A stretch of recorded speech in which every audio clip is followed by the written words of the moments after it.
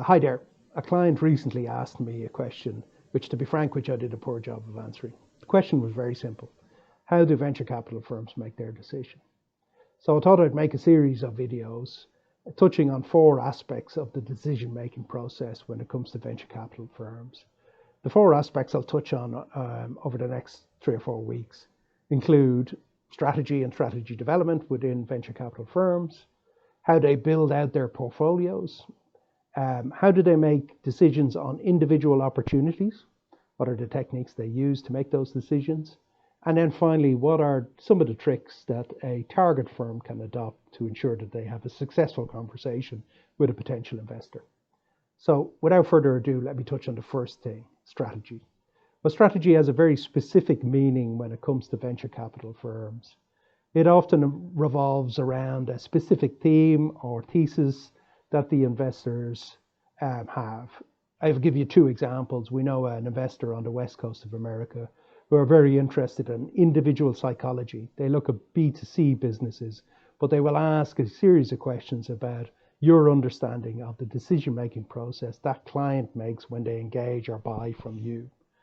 Another example would be there are quite a few firms in Asia, venture capital firms in Asia, who are very interested in the emerging middle class in Asia. They will look at any opportunity that is specifically targeted at that emerging middle class in Asia. So theme and thesis is the first aspect of strategy. The second is industry. There are obviously quite a few generalist firms out there. In fact, the company that I mentioned previously that are interested in the middle class in Asia invest across a variety of industries. But I would say that the majority of venture capital firms do stick to specific industries. Often they're industries where they've had some success and have a good understanding of the market already, and they're trying to replicate that success. The other aspect of strategy for a lot of firms is what stage of firm are they looking for their investment. That can range from very early, angel, to seed, to Series A, which is expansion capital, all the way through to very mature businesses at a pre-IPO stage. So stage of development is quite critical for a lot of venture capital firms. The other aspect that a lot of people will look at is geography. Now, this is particularly so in Asia in our experience.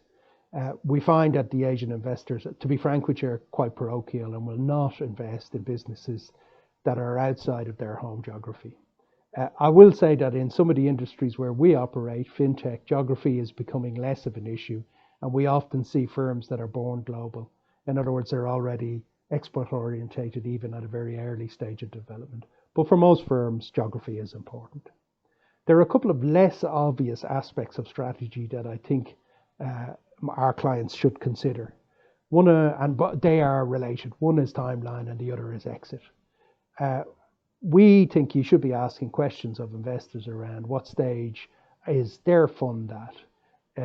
Have they just recently raised money and therefore have a lot of dry powder and are looking for a lot of investments?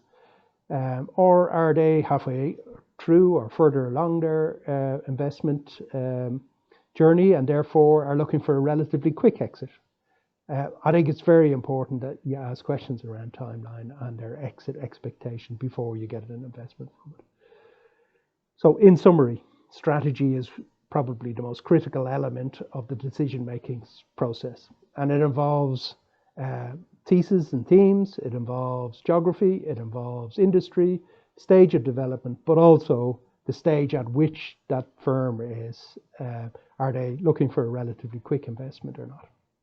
As I mentioned at the top, I'll touch on a couple of the other aspects in later videos, but I hope you enjoyed this.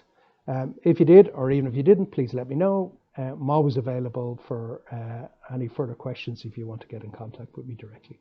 Thanks very much for listening. I appreciate it.